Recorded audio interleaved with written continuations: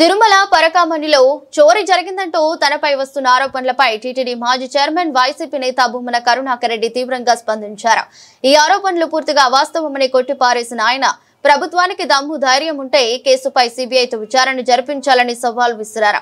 తిరుమల పరకామణిలో చోరీ జరిగిందని అసత్య ఆరోపణలు చేస్తున్నారు. ఈ కేసును సిఐడితో కాదు సీబీఐతో విచారణ జరిపించాలని డిమాండ్ చేశారు.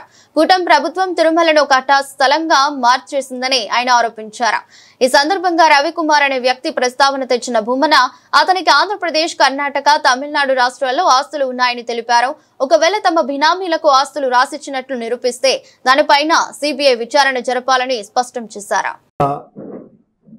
మా ప్రభుత్వ హయాంలో పరకామణి చోరీకి సంబంధించిన విషయానికి సంబంధించి జ్ఞానశూన్య మూర్ఖేషు లోకేషు, భక్తి లేని రసరాయుడు బిఆర్ నాయుడు, వీళ్ళిద్దరూ, ముఖ్యంగా లోకేష్ గారు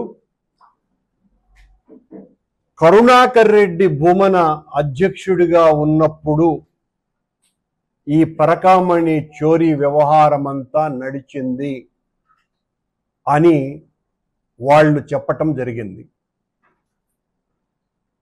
మొట్టమొదట దానికి సమాధానం, నేను అధ్యక్షునిగా ఉన్నప్పుడు ఆ సంఘటన జరిగింది నిజమైతే నా తల అలిపిరిలో నరుక్కుంటా, కాదు అన్నప్పుడు వీళ్ళిద్దరూ బహిరంగ క్షమాపణన్న చెప్పాల. నా మొట్టమొదటి డిమాండ్ అది.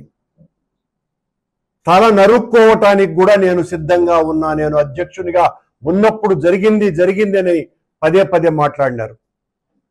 నేను దేనికైనా సిద్ధం. ఈ సందర్భంగా ఆ పరకామణి చోరీకి సంబంధించి త్రైలోక్యనాథుడైన వెంకటేశ్వర స్వామి దివ్య ధామాన్ని టీడీపీ పార్టీకి, ఆ పార్టీకి సంబంధించిన సానుభూతి పరులకి, కొందరు వ్యక్తులకు అది రాజకీయ ఆట స్థలంగా మార్చివేసినారు ఈ కూటమి ప్రభుత్వంలో.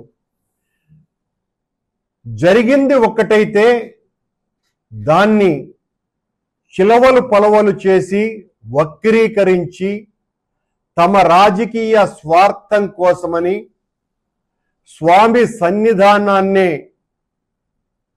తమ